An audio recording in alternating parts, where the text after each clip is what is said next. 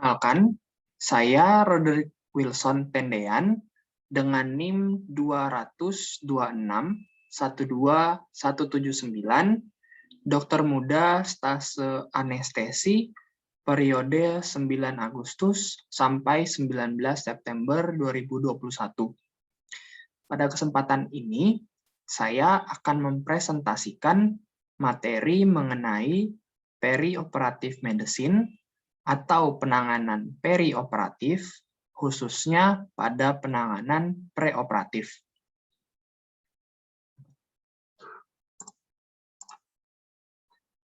Penanganan perioperatif merupakan suatu disiplin ilmu kedokteran yang mencakup masalah-masalah sebelum anestesi atau pembedahan, selama anestesi, dan setelah pemberian anestesi. Penanganan perioperatif dibagi menjadi 3, yaitu yang pertama ada penanganan preoperatif, yang kedua penanganan intraoperatif, dan yang terakhir ada penanganan postoperatif. Untuk penanganan preoperatif, dimulai di saat keputusan untuk menjalani operasi ataupun pembedahan dibuat, dan berakhir ketika pasien dipindahkan ke meja operasi. Penanganan intraoperatif dimulai di saat pasien masuk ke ruang kamar bedah dan berakhir saat pasien dipindahkan ke ruang pemulihan atau ruang perawatan intensif. Yang ketiga, untuk penanganan postoperatif dimulai di saat pasien masuk ke ruang pemulihan atau ruang perawatan intensif dan berakhir dengan evaluasi tindak lanjut pada tatanan rawat inap, klinik, maupun di rumah. Pada kesempatan ini, saya akan fokus mempresentasikan materi mengenai penanganan preoperatif. Untuk penanganan preoperatif, tujuannya yaitu yang pertama, membangun hubungan yang baik antar dokter dan pasien. Kedua, mengevaluasi status fisik pasien preoperatif atau sebelum operasi. Yang ketiga, mengidentifikasi kondisi yang berpotensi menyulitkan saat operasi maupun setelah operasi. Yang keempat, yaitu mengedukasi pasien mengenai tindakan operasi yang akan dilakukan, anestesi, dan perawatan pasca operasi yang akan kita lakukan pada pasien. Tujuan yang terakhir, yaitu kita meminta persetujuan pasien atau informed consent kepada pasien dalam rangka perencana untuk pemberian operasi pada pasien. Selanjutnya, untuk persiapan penanganan preoperatif, ada yang pertama, memperoleh raport atau hubungan dokter dan pasien, di mana nantinya kita membangun hubungan yang baik antar dokter dan pasien, lalu pasien nantinya berdiskusi mengenai kecemasan tentang anestesi ataupun pembedahan terkait ketakutan teringat trauma saat pembedahan maupun terbangun di saat operasi. Lalu, dokter anestesi nantinya akan menjelaskan metode dari anestesi, rencana penanganan nyeri pasca operasi, dan yang terakhir, risiko tindakan dengan menggunakan bahasa istilah awam, sehingga nantinya pasien dapat mengerti dengan baik mengenai tindakan yang akan dilakukan. Persiapan penanganan preoperatif selanjutnya yaitu dilakukan anamnesis. Pertama, kita akan memastikan identitas pasien sudah benar. Selanjutnya, akan dilakukan anamnesis secara umum, di mana yang pertama dilakukan anamnesis terkait riwayat penyakit sekarang berdasarkan Basic-4 Secret-7. Yang kedua, anamnesis mengenai riwayat penyakit sistemik pada pasien. Yang ketiga, anamnesis mengenai riwayat penggunaan obat. Yang keempat, anamnesis mengenai riwayat operasi terdahulu pada pasien. Yang kelima, anamnesis mengenai riwayat keluarga pasien. Keenam, anamnesis mengenai riwayat sosial, baik riwayat perokok, konsumsi alkohol, dan konsumsi narkoba. Yang ketujuh, anamnesis riwayat alergi pada pasien. Dan yang terakhir, anamnesis mengenai kebiasaan lain terkait dengan masalah pasien. Yang terakhir yaitu ada anamnesis khusus, di mana anamnesis khusus ini berkaitan tentang penyakit pembedahan yang akan dilakukan pada pasien. Selanjutnya, akan dilakukan pemeriksaan fisik, dibagi menjadi dua, yaitu pemeriksaan tanda vital dan pemeriksaan fisik umum. Untuk pemeriksaan tanda vital, dibagi menjadi 6, di mana kita akan memeriksa pertama, memeriksa kesadaran, kedua, memeriksa tekanan darah, ketiga, memeriksa tingkat denyut nadi, keempat, memeriksa laju pernafasan atau jumlah pernafasan pasien, kelima, akan memeriksa suhu pasien, dan yang keenam, memeriksa skala nyeri pada pasien. Selanjutnya, untuk pemeriksaan fisik umum, pertama, akan dilakukan pemeriksaan tinggi badan, berat badan pada pasien. Selanjutnya akan kita hitung berat massa indeks pada pasien, lalu akan digolongkan ke dalam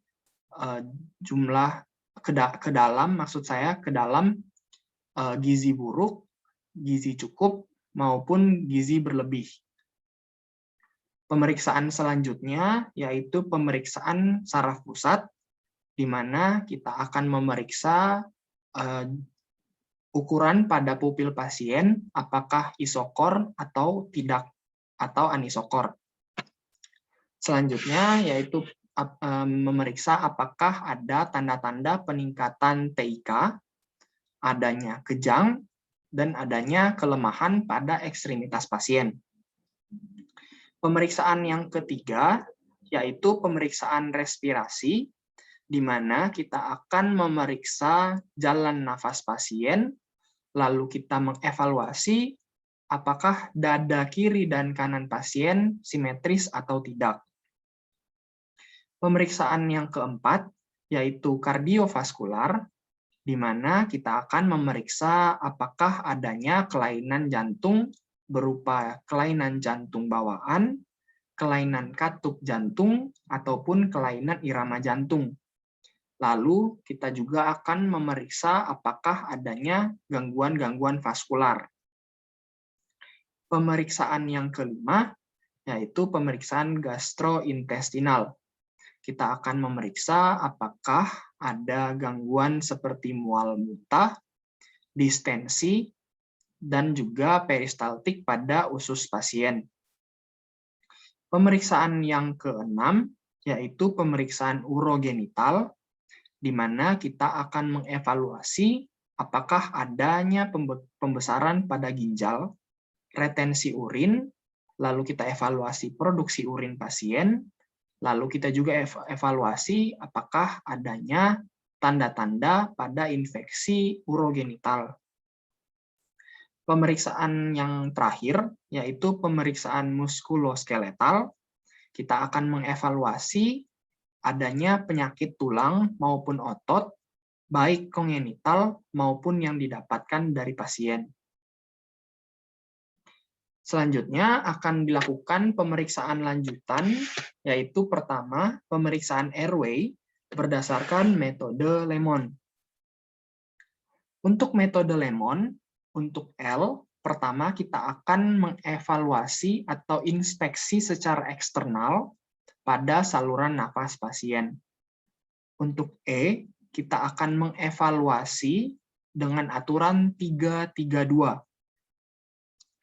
M, kita akan mengevaluasi skor Mallampati pada pasien.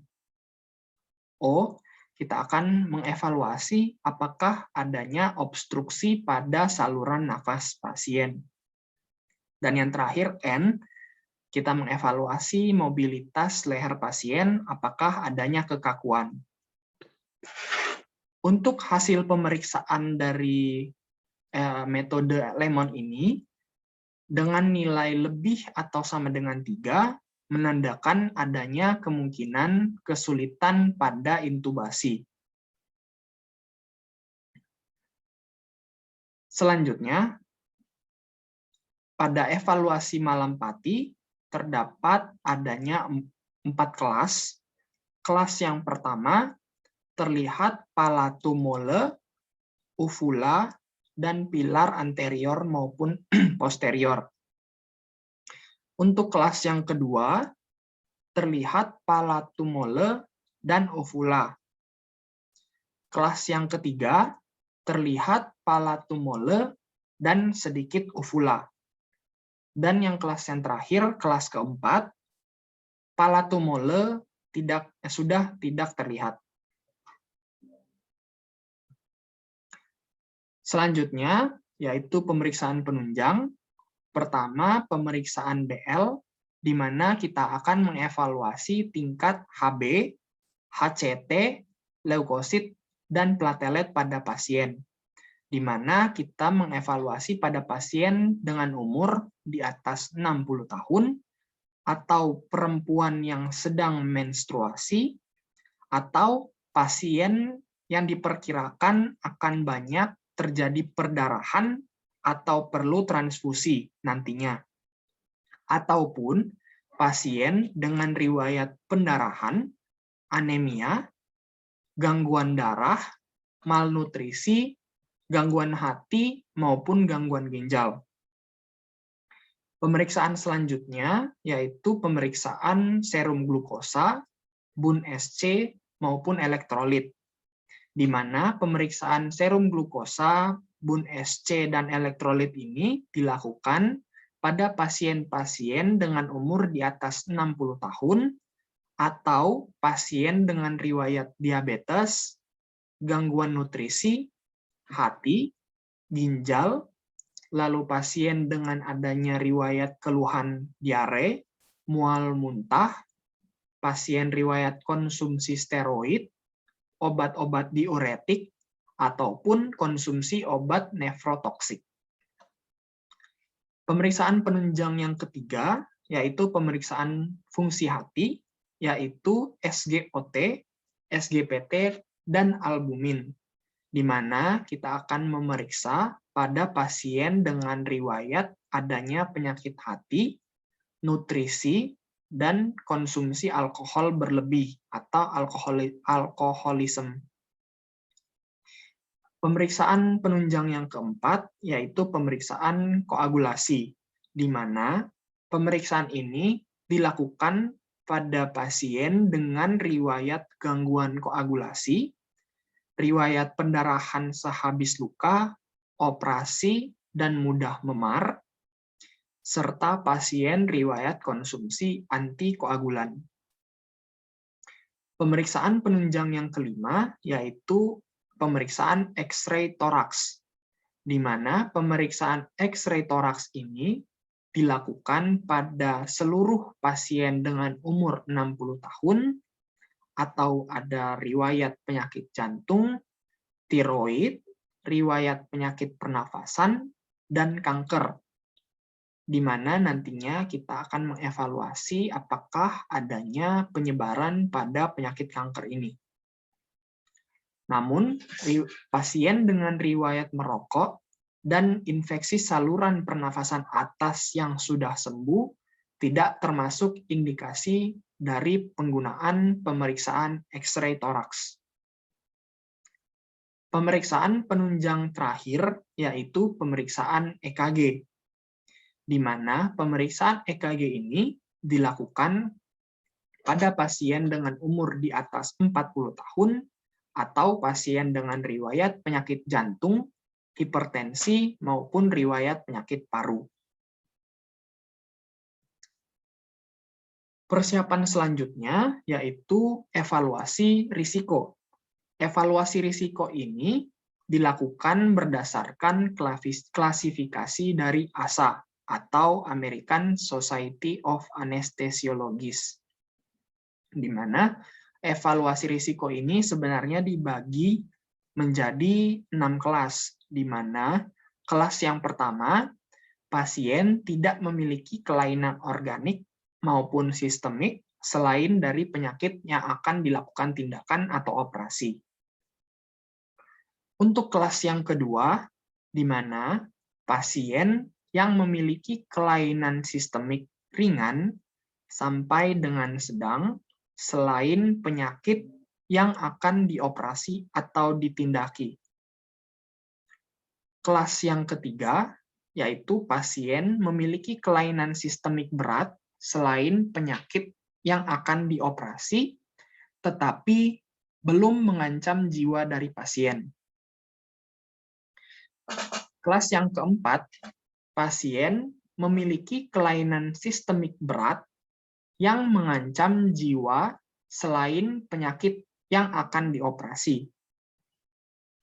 Untuk kelas yang kelima, di mana pasien dalam kondisi yang sangat buruk, di mana tindakan anestesi mungkin saja dapat menyelamatkan, tapi risiko kematian tetap jauh lebih besar. Untuk kelas yang keenam, di mana pasien yang telah dinyatakan telah mati otaknya, yang mana orangnya akan diangkat, atau organnya akan diangkat untuk kemudian diberikan sebagai organ donor bagi yang membutuhkan. Selanjutnya, untuk persiapan selanjutnya, maksud saya, yaitu informed consent, di mana informed consent ini kita akan memastikan pasien ataupun wali mengerti mengenai informasi prosedur tindakan atau operasi yang akan kita lakukan, dan risiko yang mungkin terjadi dengan istilah awam, sehingga pasien maupun wali dapat memberi keputusan baik setuju maupun tidak setuju tanpa adanya tekanan. Pasien dapat dimintai informed consent jika dianggap pasien sudah dewasa dan bisa membuat keputusan untuk dirinya sendiri. Informed consent diminta kepada wali ketika pasien kita anggap tidak dapat memberikan keputusan ataupun tidak kompeten, di mana biasanya informed consent ini diwakili oleh orang tua pasien, wali, maupun saudara dekat dari pasien. Selanjutnya, untuk persiapan terakhir, yaitu persiapan pasien dan premedikasi, di mana persiapan pasien kita meminta pasien untuk mengganti pakaian dengan pakaian khusus. Yang kedua, kita meminta pasien untuk melepas segala aksesoris pada pasien. Yang terakhir, kita akan meminta pasien untuk mencukur kumis maupun janggut. Selanjutnya, untuk premedikasi, di mana premedikasi ini merupakan suatu tindakan pemberian obat-obatan sebelum anestesi untuk mendapat kondisi yang kita harapkan, di mana premedikasi ini bertujuan untuk, pertama, mengurangi tingkat kecemasan pada pasien, kedua, mengurangi tingkat nyeri pada pasien, ketiga, mengurangi kebutuhan obat anestesi, keempat, mengurangi sekresi saluran nafas, kelima, menyebabkan amnesia, dan yang terakhir, mengurangi kejadian mual muntah pasca operasi.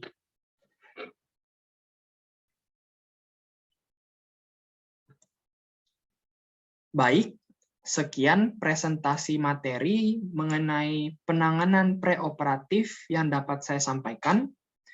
Mohon maaf jika terdapat kesalahan dalam pengambilan materi maupun cara pemberian materi ini. Sekian, terima kasih.